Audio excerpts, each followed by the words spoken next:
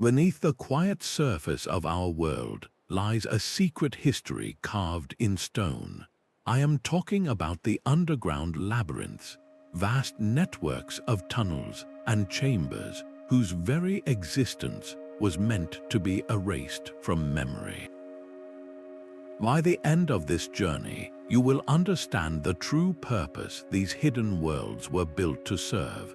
We will explore why ancient peoples went to such incredible lengths to conceal entire cities below ground, and what dangerous truths they may have been protecting. You will discover how they built these marvels without modern tools and what their cryptic symbols might reveal. This investigation will challenge your perception of history, uncovering the reasons some knowledge was considered too volatile for the world above. What do you believe drives people to create entire civilizations in the dark? The urge to dig is written into our oldest stories.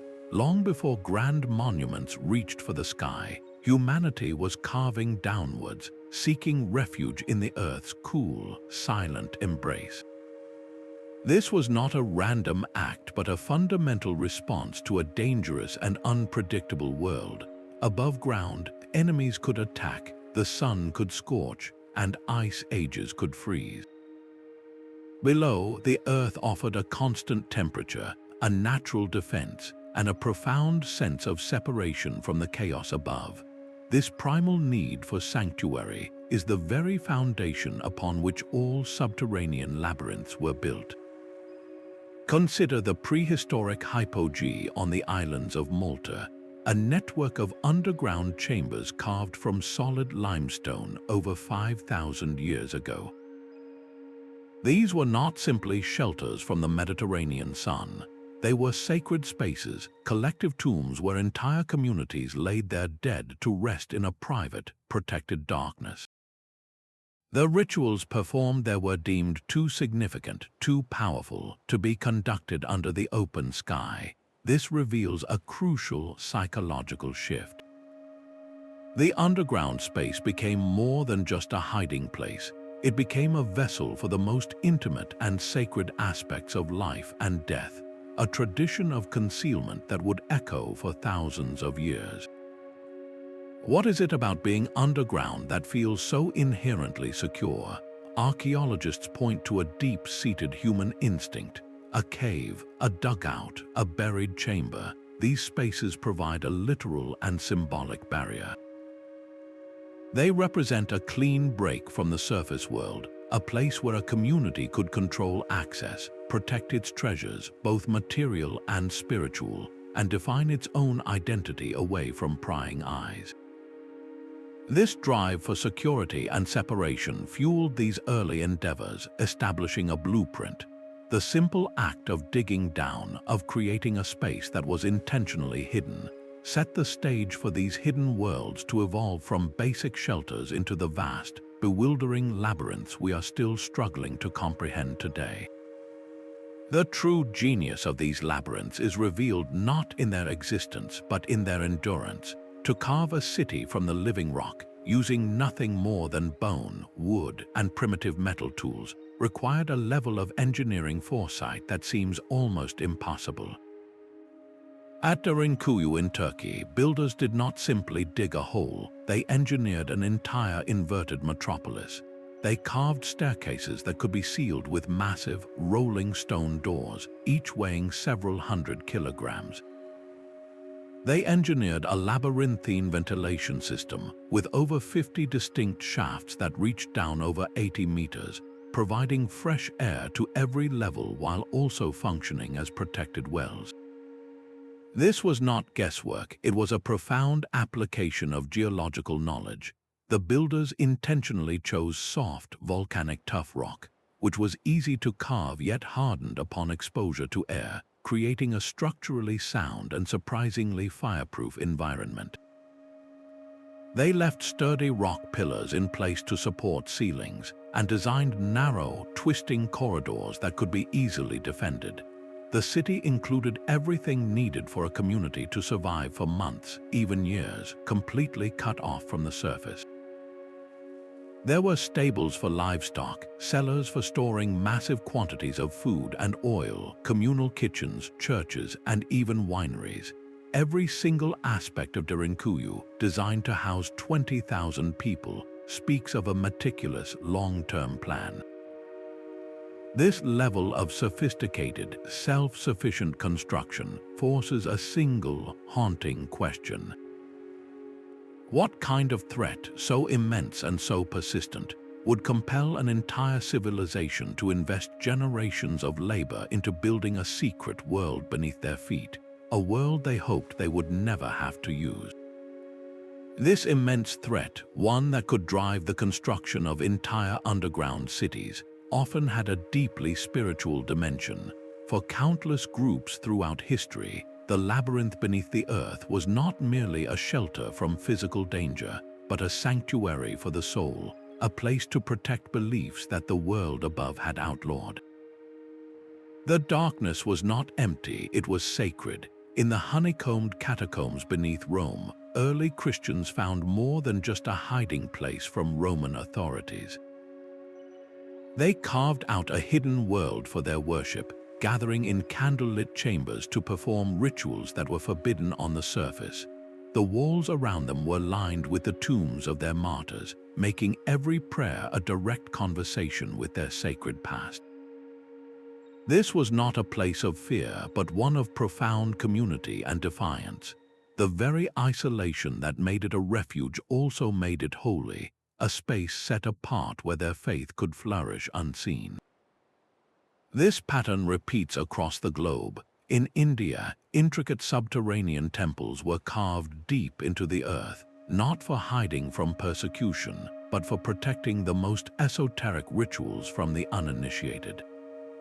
These chambers were designed to be difficult to access, ensuring that only those who were prepared and worthy could witness the sacred mysteries performed within. Historians of religion point out that these spaces were often engineered for spiritual impact. Altars were positioned with intentional symbolism, walls were covered in art that told complex cosmological stories, and the natural acoustics of the stone chambers were used to amplify chanting, allowing sound to vibrate through the very bodies of the participants. This created an atmosphere of overwhelming mystery, a sensory experience that was believed to facilitate a deeper connection to the divine. The labyrinth was a filter, its confusing passages ensuring that the power of these rituals remained a closely guarded secret.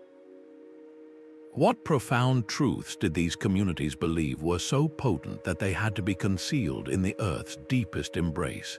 The answer lies in the transformative power they attributed to these hidden rites, a power they felt was too great for the unprepared to encounter. This desperate need for security transformed the earth itself into a weapon. When a more powerful enemy arrived on the surface, the labyrinth became a fortress, a way to turn the very ground beneath an invader's feet into hostile territory. The Khu Khai tunnels in Vietnam are a masterclass in this defensive ingenuity. This was not a single tunnel but a sprawling, multi-level city existing just meters below the surface of the jungle, housing thousands of fighters and their entire support system. Its strength lay in its invisibility and its lethal design. Entrances were camouflaged with leaves and dirt, often hidden beneath termite mounds or inside flooded rice paddies. Inside, the tunnels were a claustrophobic maze of narrow, twisting passages, some so small that only the slimmest individuals could navigate them. Trapdoors could seal sections off, and dead ends would confuse and disorient any pursuing soldiers. More terrifying were the booby traps, simple yet devastating devices made from sharpened bamboo stakes, often poisoned, that would spring from concealed pits or swing down from above. Military historians note that these features completely neutralized the advantages of a modern army. Tanks, artillery, and air power were rendered almost useless against an enemy that simply vanished into the earth. The labyrinth allowed a smaller, less equipped force to control the battlefield, striking suddenly and then disappearing without a trace. This same defensive principle was at work thousands of years earlier in ancient subterranean cities like Kaymakli in Turkey. Their massive, circular stone doors weighing hundreds of kilograms could be rolled across key corridors, creating impenetrable barriers. Narrow passageways forced invaders to enter single file, making them easy targets for defenders. These underground strongholds were always strategically located near vital, hidden water sources and had vast storage areas for food, allowing a community to withstand a siege for months. The very existence of these places speaks to a universal and chilling reality.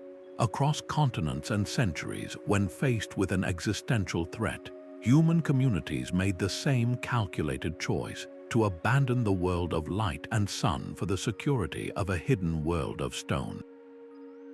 They traded the open sky for a planned and perpetual darkness, all for the chance to survive. What does it say about our history that so many civilizations felt their only true safety lay in becoming invisible? Yet the greatest secret these labyrinths protected may not have been faith or safety, but wealth. In times of oppressive rule or economic chaos, entire communities relied on a hidden economy, one that functioned silently beneath the feet of kings and tax collectors. Consider the ancient Khanats of Persia, a stunning feat of engineering that transformed entire regions. These were not mere tunnels, but gently sloping underground channels, painstakingly dug over vast distances to tap into water trapped deep within mountain aquifers. By moving water underground, these channels prevented evaporation in the brutal desert heat, delivering a steady, reliable flow to arid farmlands and cities. This hidden river was a form of protected capital, a life-giving resource that could not be easily seen, taxed, or sabotaged by rival powers. It was the foundation of Persia's agricultural wealth, a subterranean secret that sustained empires. A similar logic of concealment applied to solid goods. Throughout medieval Europe, merchants and monasteries often constructed hidden cellars and secret chambers beneath their buildings. In these vaults, they would hoard grain, wool, and precious metals, safeguarding their commodities from the constant threat of roving bandits or the heavy hand of a greedy lord. This was not simple storage, it was a form of economic resistance. By hiding their true wealth, these communities could maintain a degree of autonomy, weathering famines or political upheavals that would have otherwise destroyed them. Economic historians point out that this ability to secretly control essential resources empowered local economies, fostering a resilience that official records never captured. The labyrinth became a bank, a warehouse, and a shield for prosperity. How many towns survived a harsh winter or a tyrannical tax because of a hidden store of grain known only to a trusted few? This hidden commerce forces us to expand our understanding of these underground worlds. They were not just refuges for people or faith, but for the very means of life itself. The preservation of water, food, and treasure in these secret spaces was as crucial to survival as any stone door or hidden altar. It makes you wonder what other forms of essential knowledge, from advanced engineering to complex trade ledgers, were also safeguarded in the perpetual dark. But these labyrinths safeguarded more than just people, food, or faith. They also protected the most volatile asset of all, knowledge itself. Certain ideas were considered so powerful, so disruptive to the established order, that they were judged too dangerous to exist in the light of day. This led to the creation of the ultimate hidden vaults, libraries and archives buried deep within the earth, designed to preserve truths that the world above was not ready to face. Legends whisper of one of the most famous examples, the Hall of Records, a fabled library said to be hidden in a labyrinth of chambers beneath the Great Sphinx of Giza. According to these tales, this archive contains the lost history of a sophisticated civilization, along with technological and spiritual knowledge that would fundamentally reshape our understanding of human origins. While its existence remains unproven, the persistence of the legend speaks to a deep-seated belief that our past holds secrets deliberately concealed from us. We see this principle of restricted access embodied in a very real institution, the Vatican Secret Archives. Though not entirely subterranean, this vast repository functions like an intellectual labyrinth, with its miles of shelving holding millions of documents, many of which remain inaccessible to the public. For centuries, it has protected papal correspondence, state secrets, and theological texts, controlling the narrative of history by controlling who could read its source material. Intellectual historians point out that this impulse to hide knowledge stems from a primal societal fear. A heretical text could undermine the theological foundation of an entire kingdom. An advanced scientific treatise, perhaps detailing a heliocentric solar system or revolutionary medicine, could shatter the worldview that kept the ruling powers in control. By burying such information, authorities could maintain stability, but they also risked losing that knowledge forever. This creates a haunting possibility for us today.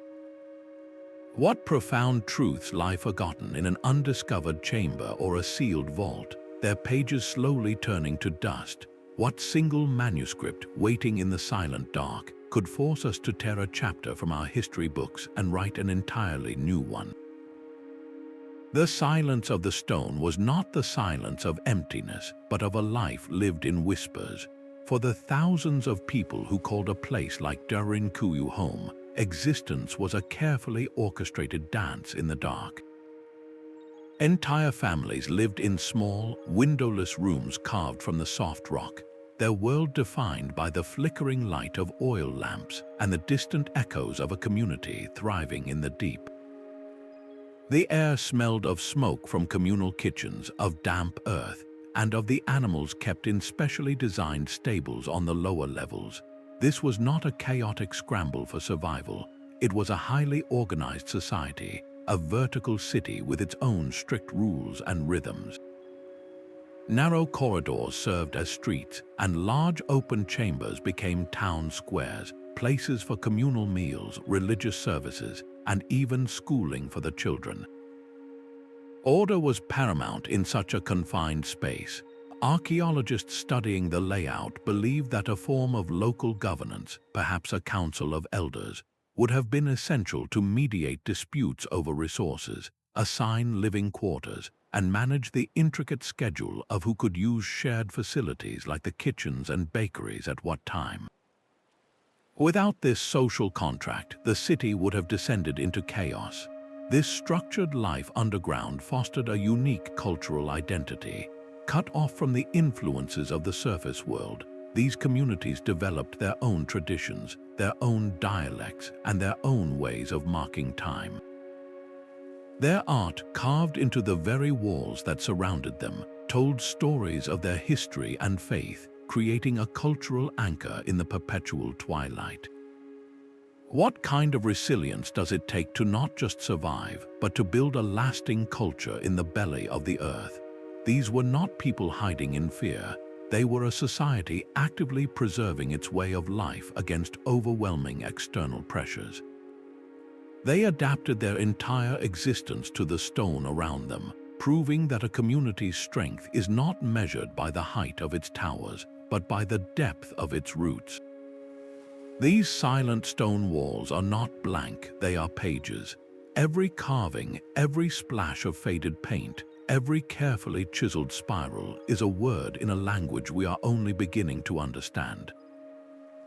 To walk through these spaces is to walk through a library where the books are written in symbol and form, a code left behind by people who communicated their deepest truths not with alphabets but with images. In the labyrinthine tunnels beneath the Italian city of Orvieto, you find a perfect example.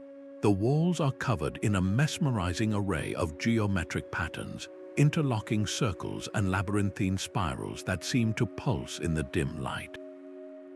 These are not random decorations. Art historians and symbologists suggest these forms represent a profound understanding of cosmology. The endless knot might symbolize the interconnectedness of all life, while the spiral could depict the soul's journey into the afterlife or the cyclical nature of time itself. This is a language that transcends any single spoken tongue, a visual vocabulary designed to convey complex philosophical ideas to anyone who knew how to read it. Similarly, the walls of Etruscan tombs are alive with vivid paintings of banquets, dancers, and mythological creatures. These were not merely wishes for a pleasant afterlife, they were intricate maps of a spiritual landscape. A scene of a journey to the underworld guided by a deity served as a form of instruction for the soul of the deceased, a visual guidebook for navigating the perils of the afterlife. The placement of these powerful images is a critical part of the mystery. They were not carved in grand public squares for all to see. They were intentionally placed in the deepest, most inaccessible chambers at the very heart of the labyrinth. This deliberate concealment tells us that the knowledge they contained was considered potent and potentially dangerous if misunderstood. These symbols were not for the casual observer, they were for the initiated, for those who had been prepared to receive their meaning. The artwork was a key, and the labyrinth itself was the lock. What profound secret about the nature of reality or the human soul was so carefully guarded that it had to be hidden in a dark room at the end of a confusing maze, speaking only in a silent, symbolic tongue? The placement of these labyrinths was never random. If you map their locations across the globe, a clear and brilliant strategy emerges, one that reveals how ancient builders thought like master tacticians and survivalists.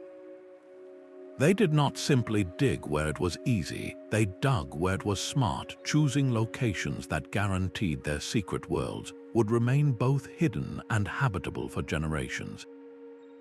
The vast underground cities of Cappadocia in Turkey, for example, are situated in a unique volcanic landscape. The soft, porous tuff rock was ideal for carving, but this geological gift was paired with another crucial feature: proximity to the region's most vital trade routes. This meant the inhabitants could monitor and even control the flow of commerce and information from their hidden vantage point, all while having a ready escape into the earth should a caravan bring not goods but an army. This pattern of strategic positioning is repeated worldwide. In the deserts of Egypt, labyrinthine tombs and temples were often carved directly into the cliffs lining the Nile River. This gave them immediate access to the only reliable source of water in the region, while the sheer, remote faces of the cliffs provided a natural defense, making them nearly impossible to assault. The builders were leveraging the landscape itself as their first and greatest line of defense. Geologists point to even more ingenious adaptations. On the Canary Islands, pre-colonial inhabitants known as the Guanches did not need to carve labyrinths from scratch. They instead expanded upon a gift from the earth, vast networks of natural volcanic tubes. These tunnels, formed by flowing lava millennia earlier, provided a ready-made skeleton for their subterranean world. They built their homes and storage chambers within these tubes, using the existing structure to conceal their presence completely. The entrance to such a refuge might be nothing more than a small, unremarkable hole in a vast and rocky plain, utterly invisible to anyone who did not know its exact location. This points to a universal principle in the construction of these places. Location was everything. A labyrinth needed to be close enough to resources like water and fertile land to sustain its population, yet remote or cleverly concealed enough to avoid detection by outsiders. It had to be in a stable geological area, safe from floods or cave-ins, but also situated within a rock type that was both workable and durable. Historians see this not just as a series of isolated engineering decisions, but as a profound reflection of the broader human story, a story of migration, conflict, and the relentless pursuit of a safe haven. The global distribution of these sites traces the hidden pathways of people on the move, groups displaced by war, climate change, or persecution, who use the Earth not just as a shelter, but as a strategic tool for survival. Why would a civilization choose to build its legacy in the most inhospitable deserts or the most remote highlands? Because in those challenging landscapes, they found the one thing their enemies could not easily take, the gift of invisibility. The purpose of these hidden worlds was never static, but a story written in stone across centuries. In our deepest past, the first labyrinths served the community in life and death, like the collective burial chambers of Malta. Their function was primarily spiritual and ritualistic, a sacred space for an entire people. But as human societies grew more complex and warfare more organized, the labyrinths evolved. The simple, sacred hollows of the Neolithic age gave way to the formidable defensive cities of the classical and medieval eras, like Derinkuyu. Here, the primary purpose shifted dramatically from ritual to refuge, from honoring the dead to protecting the living from imminent physical threat. This evolution was driven directly by the emergence of large, organized armies and the increasing scale of conflict. A small tribal skirmish might be weathered in a simple cave, but to survive a siege by a professional army required an entire subterranean metropolis, complete with its own water, food, and air. Technological progress was the great enabler of this shift. The same innovations in mining and metalworking that allowed empires to extract precious minerals from the earth were also applied to carving out these vast underground strongholds. Better picks, chisels, and understanding of structural support allowed builders to go deeper and wider, creating multi-level cities that could house thousands for months on end.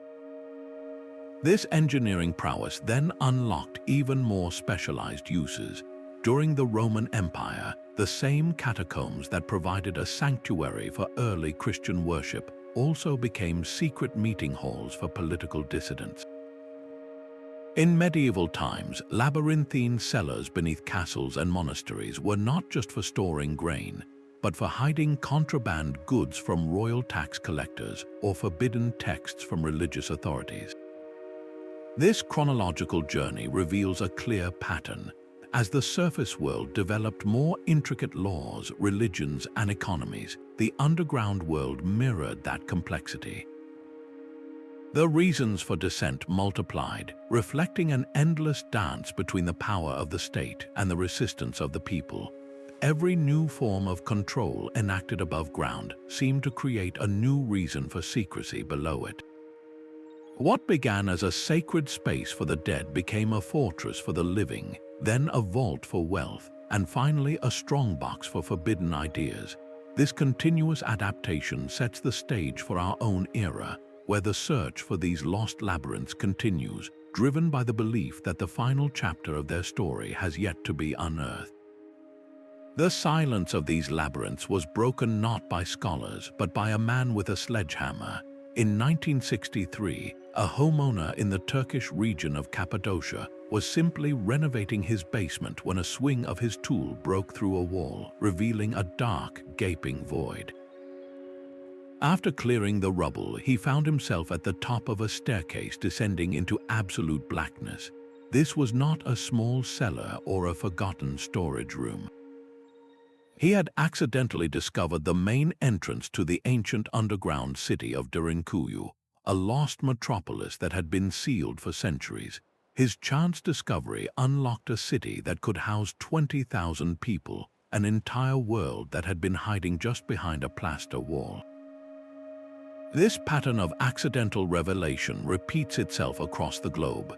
In the bustling modern city of Naples, Italy, engineers digging a new metro line in 2004 found their drills breaking through into something unexpected, a vast network of Greek and Roman-era tunnels and aqueducts directly beneath the city's central Piazza del Plebiscito. The construction project, intended to move people forward, had instead opened a window straight into the past, revealing a subterranean layer of history no one knew was there. These chance encounters remind us that our modern world is often just a thin crust over a hidden past, a past that can resurface at any moment. What other doorways are we walking past every single day, completely unaware of the secrets they conceal? Today, the search for these places has become far more deliberate, guided by technology that allows us to see through the Earth itself. Archaeologists now use ground-penetrating radar, a device that sends pulses of energy into the ground and reads the echoes that bounce back. It works like a medical scan for the planet, revealing the ghostly outlines of buried walls, voids, and artifacts without ever breaking the surface. This technology, combined with LIDAR, which uses lasers to map minute variations in the landscape, has uncovered potential sites from the jungles of Central America to the deserts of the Middle East. When a promising site is identified, the real work begins.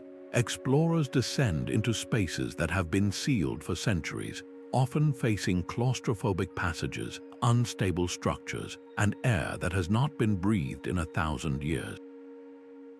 Their headlamps cut through a darkness that has been absolute, illuminating moments frozen in time. In one chamber, they might find a stone loom with weaving tools still lying beside it, as if the artisan had just stepped away for a moment. In another, they discover intact ceramic jars still filled with grain, or the faint, sooty fingerprints of a cook left on the wall of a kitchen hearth. These are not just artifacts, they are intimate, poignant connections to the people who lived their entire lives in this planned darkness. Every object tells a story of adaptation and resilience.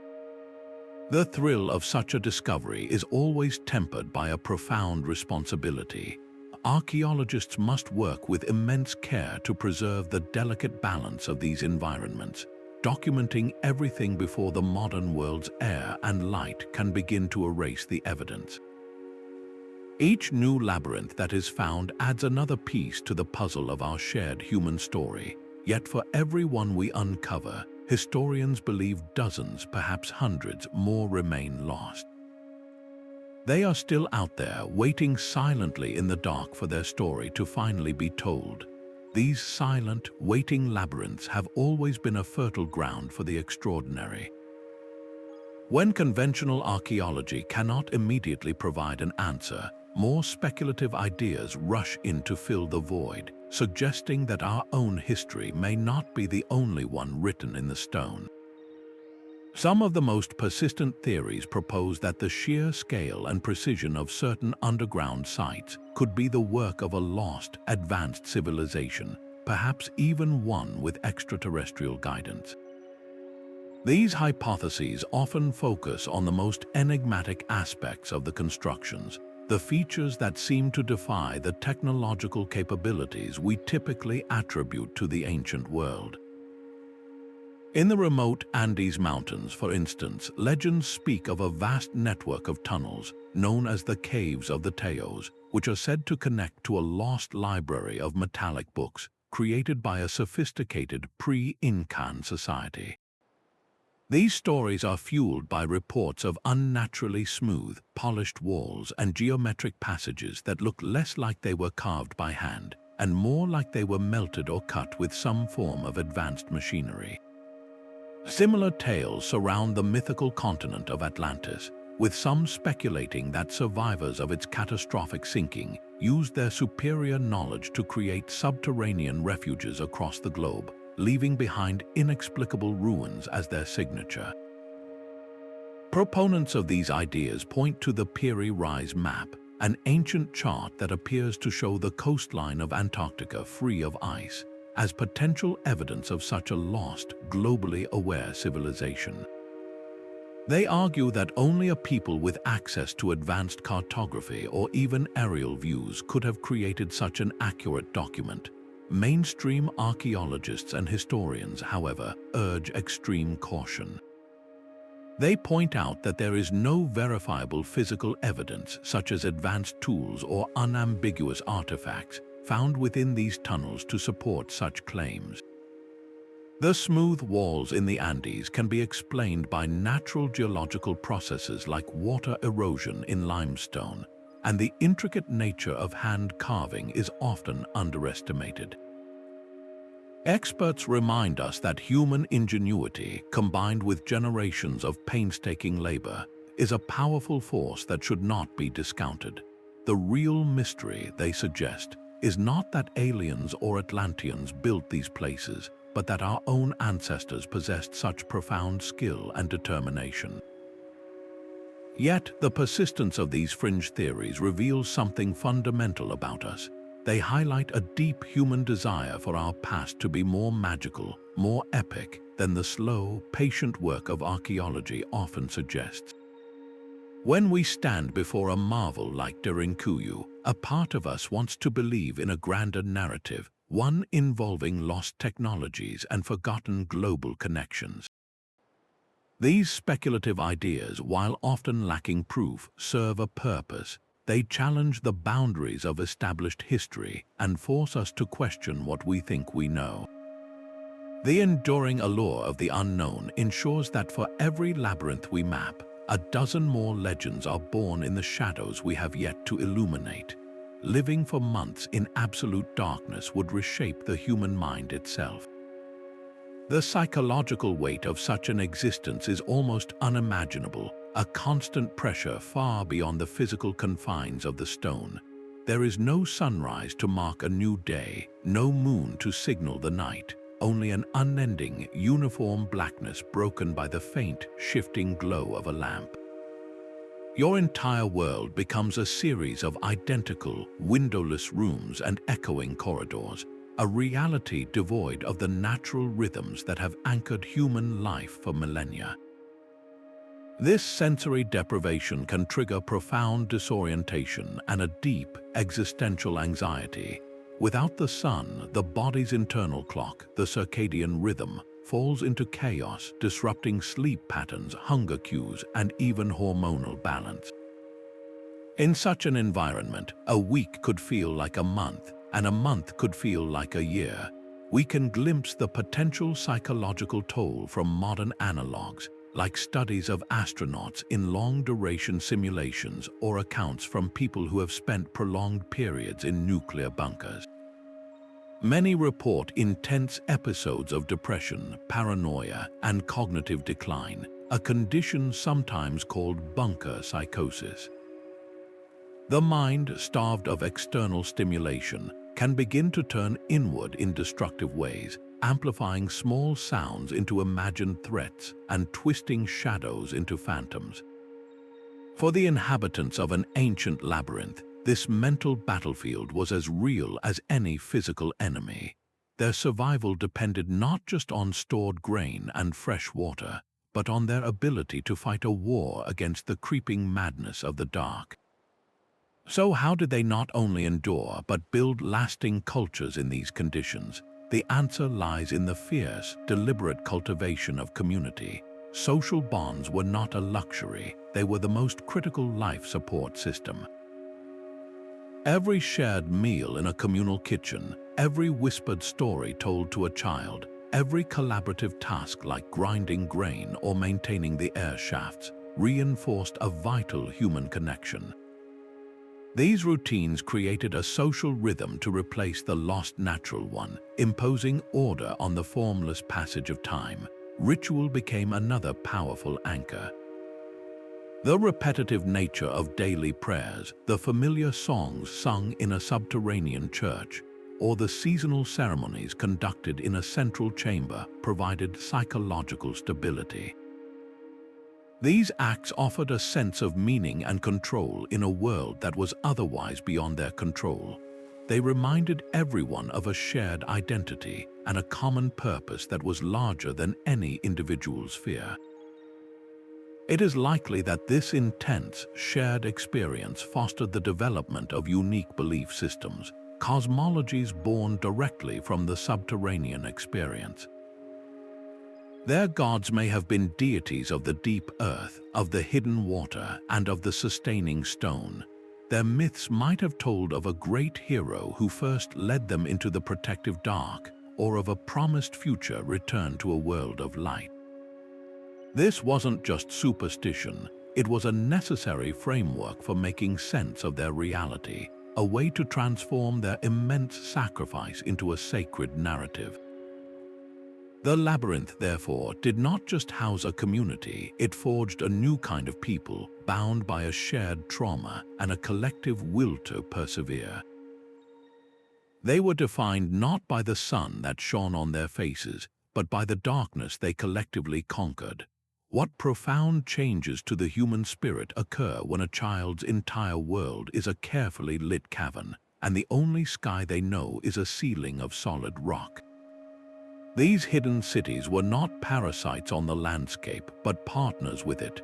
The true genius of their design lies in how they harnessed the Earth's own natural systems to create a self-sustaining environment. Deep underground, the temperature remains remarkably stable, insulated from the scorching heat of summer and the biting cold of winter. The builders of places like Derinkuyu in Turkey leveraged this constant climate, creating a living space that required no artificial heating or cooling, a perfect, energy-efficient homeostasis that modern architects strive to achieve. This was not a passive benefit, it was a core design principle. In the cave dwellings of northern China, carved into soft loess soil, this same principle was at work. The volcanic rock provided superb natural insulation, keeping interiors warm during harsh winters and refreshingly cool in the summer. These communities were tapping into a form of passive geothermal energy, using the planet itself as a giant thermal battery. But climate control was just the beginning. The most critical resource was, and always will be, water. These labyrinths mastered the art of water management with breathtaking ingenuity. They did not just dig wells, they engineered entire hidden hydrological cycles. In Cappadocia, builders carved intricate channels to divert condensation that formed on the cool tunnel walls, channeling every precious drop into cisterns. They positioned their air shafts to capture the minimal rainfall, funneling it down into reservoirs that were often sealed with clay to prevent contamination and evaporation. This was a closed-loop system, a perfect example of living within their environmental means. Waste was not seen as a problem to be discarded, but as a resource to be managed. Archaeologists have found evidence of sophisticated composting systems in some larger labyrinths, where organic waste was processed to create fertilizer, which could then be used in hidden surface gardens or even in ingenious underground mushroom farms. Other sites show carefully designed latrine chambers that drained into deep, isolated pits, preventing the contamination of their vital water supply. This meticulous attention to sanitation was not merely for comfort, it was a matter of survival, preventing disease in a densely populated, enclosed space. Environmental historians point to these systems as evidence of a profound ecological wisdom. These communities understood their local environment intimately. They knew the flow of water through the rock, the behavior of air currents in shafts, and the thermal properties of the stone. They designed their hidden worlds to work in sync with these forces, not against them. In doing so, they created models of sustainable living that endured for centuries without depleting the resources around them. Their survival depended on a delicate, intentional balance with the very earth that concealed them. How many of our modern sustainability challenges could be addressed by looking back at these ancient, closed-loop systems that turned scarcity into abundance? These silent stone worlds did not vanish from memory, they simply moved into the realm of story. When a physical place is lost or forbidden, its essence often survives in the myths and legends passed down through generations, becoming a powerful cultural echo. Across Europe for centuries, miners told whispered tales of the little people, the dwarves and gnomes who were said to dwell deep within the mountain. These were not just simple fairy tales, they served as a crucial explanation for the unexplained dangers of the subterranean world. The sudden collapse of a tunnel was the work of an angry gnome. The mysterious tapping sounds echoing from a deserted shaft were the hammers of invisible dwarven smiths, guarding fabulous treasures of gem and ore. These stories encoded vital safety lessons and a profound respect for the dark, unpredictable environment in which these men worked. They personified the very real, unseen forces of geological pressure and toxic gas, turning them into beings one could potentially appease with an offering or a respectful word. This folklore transformed the labyrinth from a simple hole in the ground into a living, sentient space, filled with both peril and promise. Similarly, many Native American traditions speak of sacred underworlds, often described as a series of chambers through which ancestors journeyed to reach the world of the living. These were not places of punishment, but of emergence and transformation, where spirits gained wisdom before ascending. The labyrinth in these stories becomes a metaphor for the soul's own difficult path toward enlightenment. Folklorists see a clear pattern here. When faced with the immense, unknowable nature of these underground spaces, human cultures did not simply record their dimensions, they gave them a soul. They populated them with guardians, spirits, and monsters, creating a narrative framework that made the terrifying void comprehensible and culturally meaningful. These legends were a way to domesticate the absolute wildness of the deep earth, to bring it into the fold of human understanding. What does it say about us that we instinctively fill the darkness with characters and plots? This narrative impulse ensured that even after the original purpose of a labyrinth was forgotten, its symbolic power endured, influencing art and literature for millennia. The ancient Greek myth of the Minotaur, a fearsome beast trapped at the heart of a bewildering maze, is one of the oldest and most potent examples. The labyrinth here is not a refuge or a treasury, but a psychological testing ground. The hero, Theseus, must navigate its confusing passages to confront the monster within, a journey that represents the ultimate struggle between order and chaos, human intellect and primal instinct. This archetype of the labyrinth as a transformative journey resonates powerfully through the ages. It appears in the spiraling passages of sacred temples designed for meditation, and even in the sprawling, non-linear narratives of modern fantasy novels and films, where heroes must often descend into a metaphorical or literal underworld to gain the knowledge needed to save their world. The labyrinth in our collective imagination has become the ultimate symbol for any difficult, winding path we must travel to achieve growth or find a hidden truth.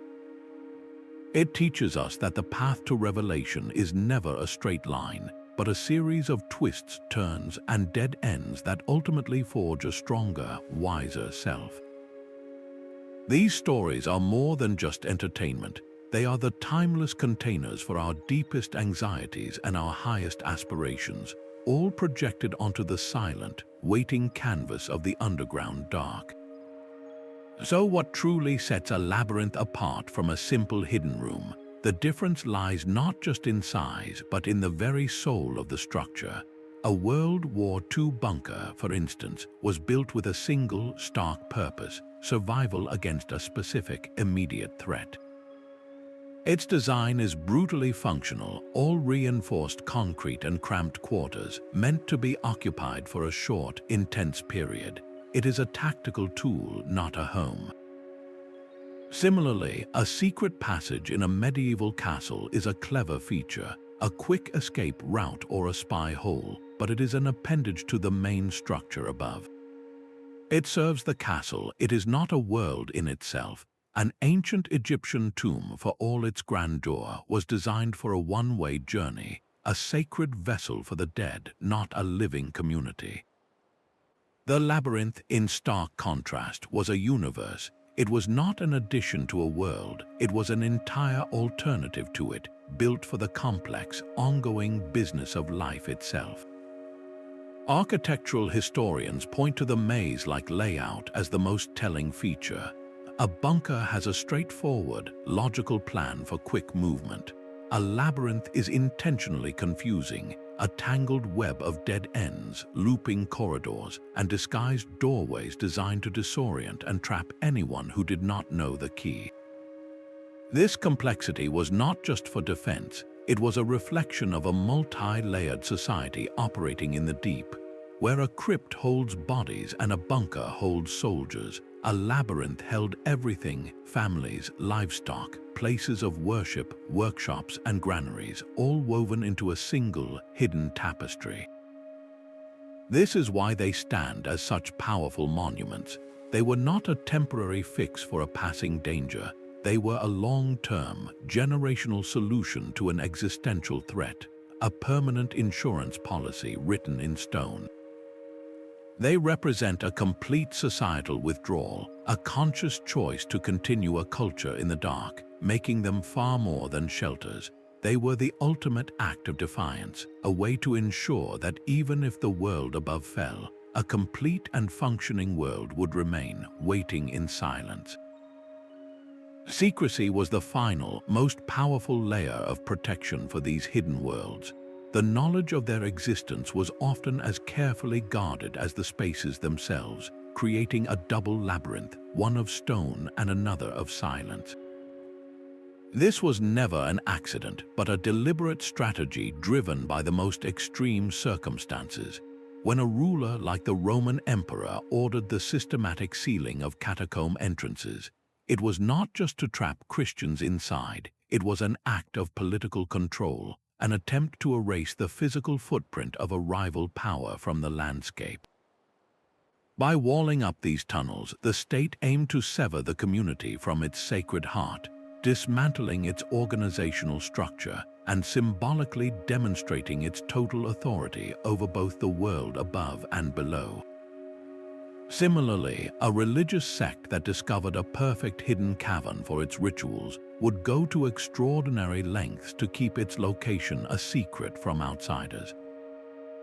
They feared not just persecution, but the profound spiritual violation of desecration, the idea that their most holy rites could be trampled by unbelieving feet.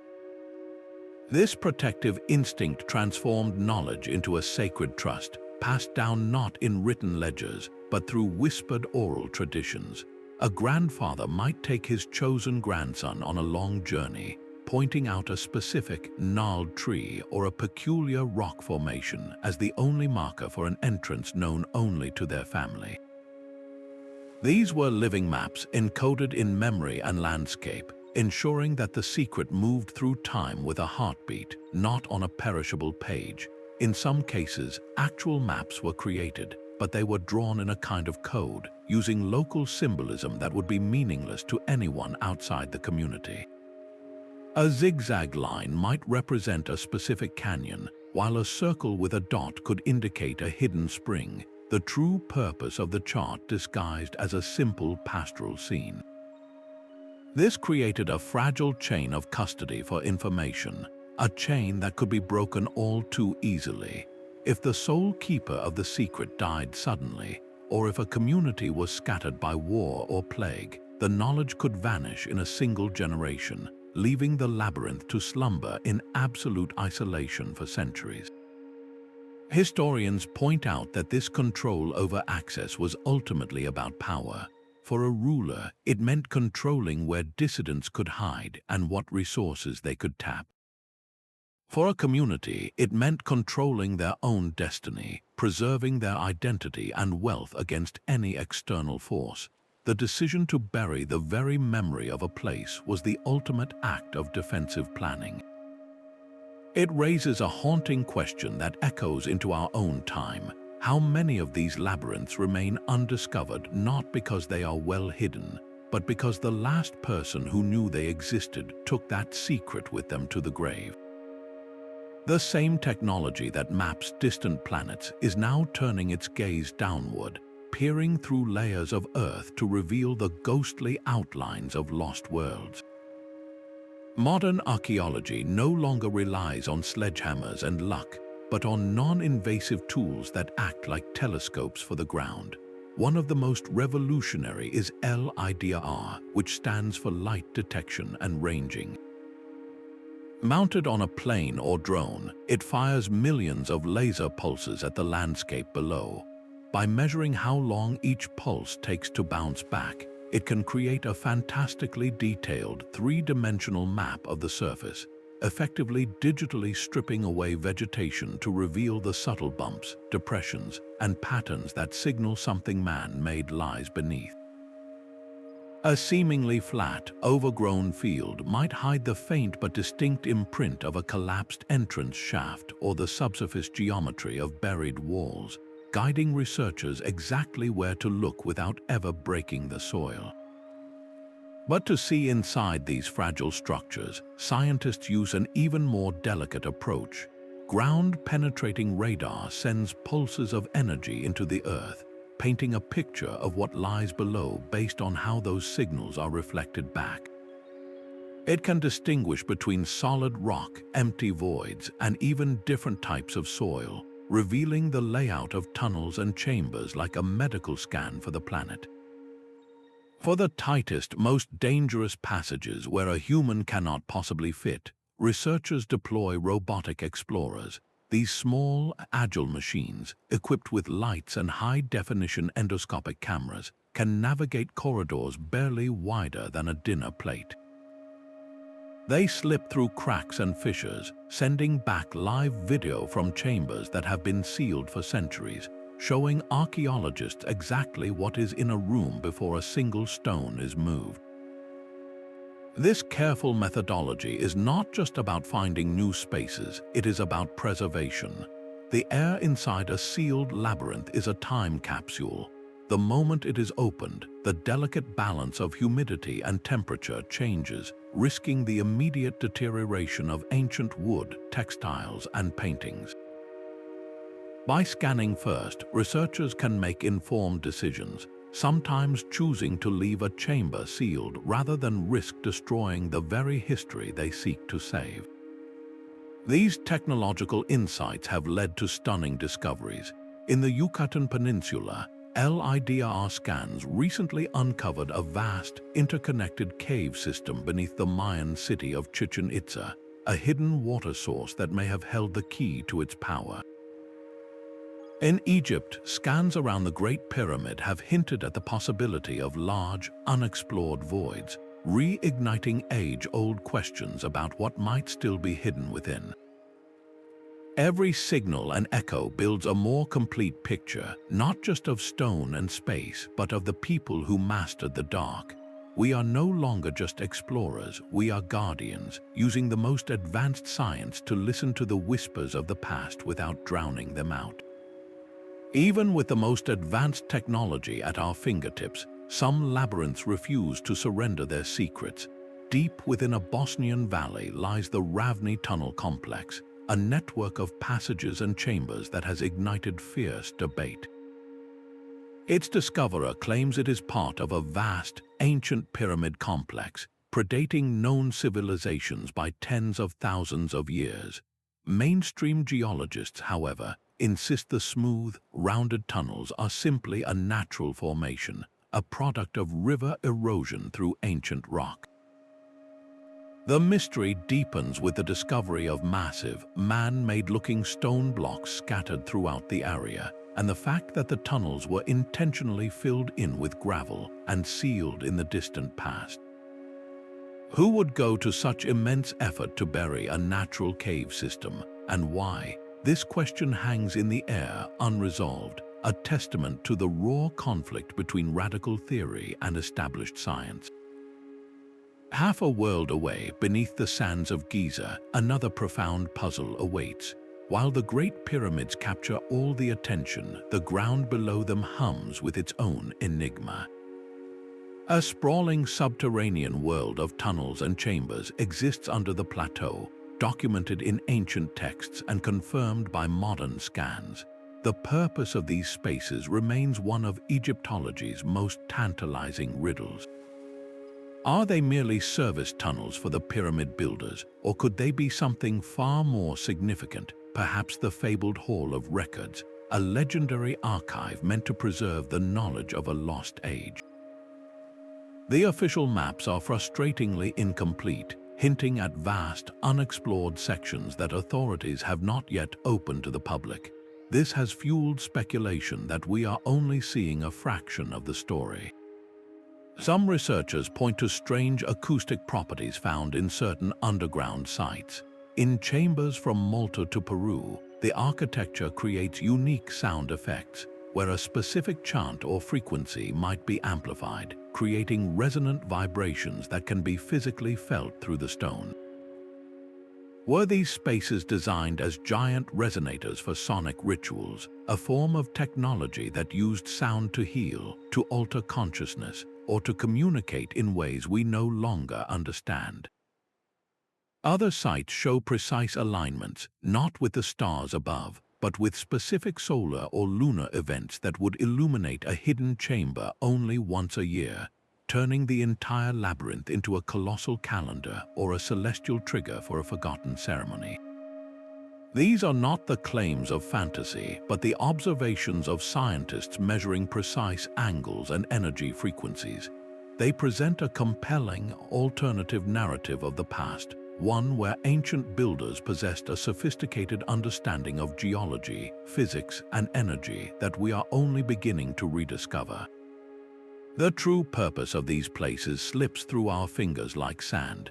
Each unanswered question is a locked door, and behind it could lie anything from a revolutionary insight into human history to a simple, practical truth we have overlooked. The enduring thrill is not in having the answers, but in the relentless pursuit of them, in knowing that the next radar scan, the next robotic probe, could finally illuminate a darkness that has persisted for millennia. What will we see when that light finally switches on? The impulse to carve downward is a human universal, yet every culture imprinted its own identity upon the stone. In the arid landscapes of the American Southwest, the ancestral Pueblones built kivas, circular chambers entirely submerged beneath the earth. These were not dwellings, but sacred spaces for religious ceremonies and community gatherings. The entrance was never a grand doorway, but a single opening in the roof, accessed by a ladder.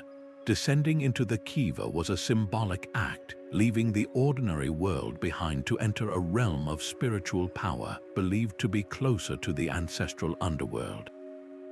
The architecture itself was a map of their cosmology, with a small hole in the floor, the sipapu, representing the place of emergence from which their people first entered this world. This stands in stark contrast to the labyrinthine catacombs of Paris, a city of the dead built from necessity. When the cemeteries of 18th century Paris overflowed, the bones of millions were transferred into a vast network of old quarry tunnels, creating a haunting, organized ossuary. Walls of carefully stacked femurs and skulls line the passages, a sobering testament to the sheer scale of human mortality. Here, the underground served as a pragmatic solution to a public health crisis, yet it also became a place for quiet reflection on the transience of life, a theme that resonates deeply in the art and literature of the era. On the other side of the world, in the lowest plateau of northern China, people carved not tombs, but entire villages out of the soft, compacted soil. These yaodong, or cave dwellings, are marvels of practical adaptation. The earth provided superb natural insulation, keeping the homes warm in bitter winters and cool in scorching summers. A single cliff face could house dozens of families, their interconnected chambers forming a vertical community that was both economical and socially cohesive. Anthropologists studying these global examples identify powerful common threads. The need for security from enemies or the elements is a constant driver, as is the desire for a controlled, sacred space for rituals that bind a community together. Yet the local expression of these needs is beautifully distinct. It is shaped by the very earth itself, the soft tuff of Turkey, the hard limestone of Malta, the malleable loess of China. The available materials dictated the forms, while deeply held beliefs dictated their function. The Kiva was a portal to the spirit world, the Paris catacombs a dignified repository for the dead, and the Yeadong a sustainable and practical home for the living. This global tapestry reveals a profound truth. Faced with universal human challenges, from survival to spirituality, cultures independently arrived at the same elegant solution: to go underground. But in doing so, they did not create identical worlds. They created spaces that were profoundly, uniquely their own, each labyrinth a cultural fingerprint pressed into the enduring skin of the planet. What does it say about us that in our most vulnerable moments, we so often choose to seek answers not by looking up but by digging down? A single misplaced step in these silent halls can erase 1,000 years of history. This is the profound ethical dilemma facing every archaeologist who enters a sealed labyrinth, a tightrope walk between the thirst for knowledge and the duty to preserve. The very act of discovery can unleash destruction. When an entrance is unsealed, the first rush of outside air carries humidity, spores, and pollutants that can swiftly attack ancient paintings, cause organic materials like wood and fabric to crumble into dust, and destabilize a microclimate that has been perfectly balanced for centuries. The story of Lascaux Cave in France serves as a sobering lesson. After its magnificent Paleolithic paintings were discovered, the cave was opened to the public. The breath of thousands of visitors, their body heat, and the introduction of artificial light triggered the growth of destructive algae and fungi, forcing authorities to permanently close the caves to most human access in a desperate attempt to save the art. The same invisible war between preservation and exposure now plays out in every newly opened subterranean site. Beyond the environmental impact lies an even more sensitive issue: the sanctity of these spaces as final resting places. Many labyrinths, from the catacombs of Rome to the cliffside tombs of Peru, are essentially cemeteries. The decision to excavate human remains for study forces a difficult question. Does the potential for historical insight outweigh the respect owed to the dead? Many indigenous communities around the world have been vocal on this point, arguing that their ancestors did not consent to become museum specimens. For them, these are not archaeological sites, they are sacred ground. The disturbance of bones and artifacts is not science. It is a profound spiritual violation that severs a living connection to their heritage. This conflict between academic pursuit and cultural respect came to a head with the potential discovery of a new chamber in the tomb of Tutankhamun, believed by some to be the lost burial place of Queen Nefertiti. The debate raged: should researchers drill through the decorated, 3,000-year-old wall to see what lies beyond, potentially gaining incredible knowledge but irrevocably damaging an irreplaceable monument in the process? How do we measure the value of an undisturbed wall against the secrets it might guard? And then there is the human factor, the threat that follows swiftly on the heels of any public announcement. The moment a new labyrinth is found, it becomes a target. Looters, armed with crude tools and no regard for context, will smash their way in to grab golden trinkets and sellable artifacts, destroying the intricate archaeological layers that tell the true story of the place. The information lost when a pot is ripped from the soil, its placement and surrounding objects unrecorded, is often far more valuable than the object itself. This carnage is often followed by a flood of tourism, which, even when well-intentioned, brings erosion, graffiti, and a constant human presence that can permanently alter the soul of a place. So where does this leave our quest for understanding? The modern answer is a shift from extraction to stewardship. Many researchers now advocate for a principle of minimal intervention, using robots and scanners to study a site without ever physically entering it. When excavation is deemed necessary, it is a painstakingly slow process, with every speck of soil sifted and mapped in 3 dimensions. Most importantly, there is a growing movement to include the voices of descendant communities in these decisions from the very beginning. This collaborative approach acknowledges that these are not just puzzles to be solved, but legacies to be honored. The greatest discovery we can make may not be a hidden chamber filled with treasure, but a new way of exploring that ensures these silent worlds can continue to whisper their stories for centuries to come. The Amazon rainforest hides its secrets under a thick, living canopy that has fooled our eyes for centuries.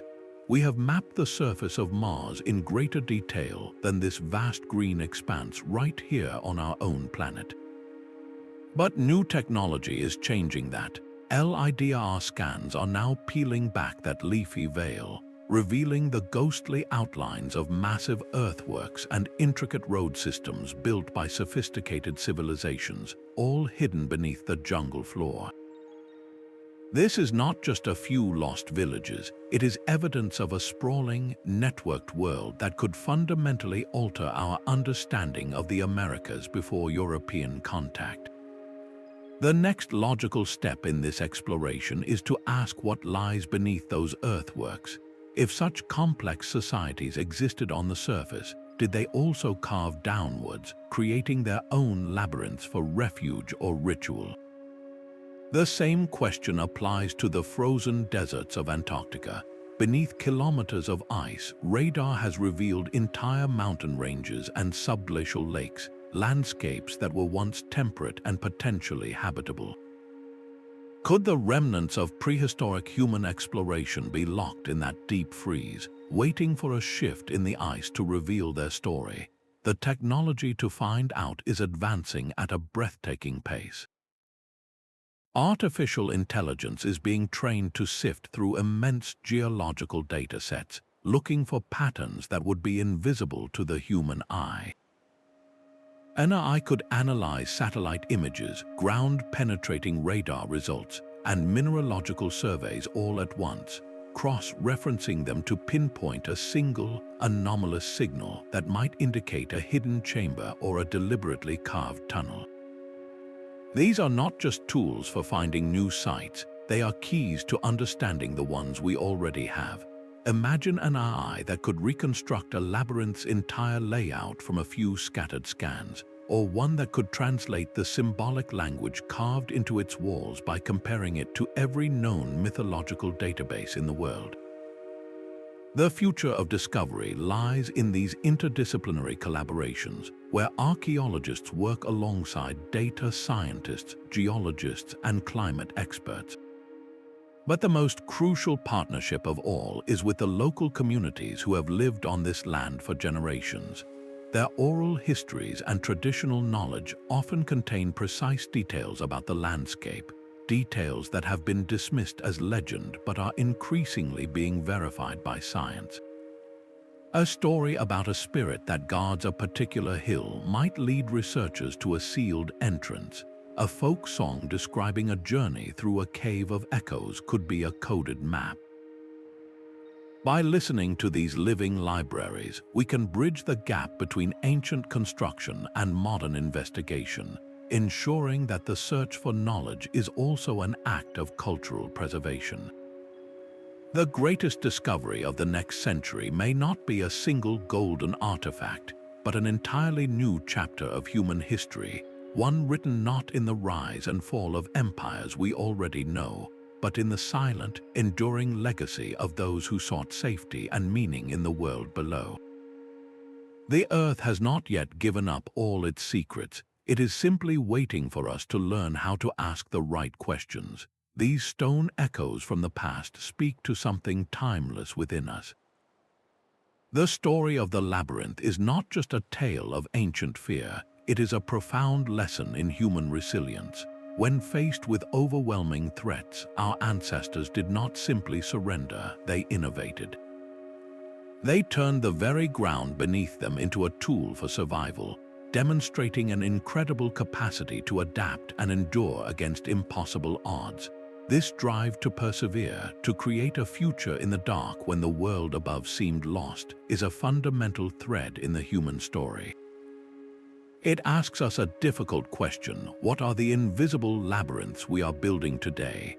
Our digital fortresses, encrypted servers, and hidden online communities serve a strikingly similar purpose, protecting our data, our identities, and our most private thoughts from modern threats. We are still carving out spaces of security, just in a different kind of rock. These ancient builders also reveal our deep, paradoxical relationship with knowledge. They understood that some truths are too powerful to be left in the open, that wisdom must sometimes be guarded to be preserved. This instinct to conceal what we most value, whether it is a sacred ritual, a store of grain, or a dangerous idea, highlights a universal understanding that survival is about more than just the body. It is about protecting the soul of a culture. The very act of creating these hidden worlds was an act of immense hope, a belief that there would be a future generation to inherit the secrets and the safety they provided. Every sealed door was a message in a bottle thrown into the river of time, a testament to faith in a tomorrow they would never see. What legacy are we sealing away for those who will come after us? The silent, enduring presence of these labyrinths reminds us that our connection to the earth is not just one of resource, but of refuge. In our age of steel and glass, we have perhaps forgotten the primal comfort and security found in the embrace of the soil.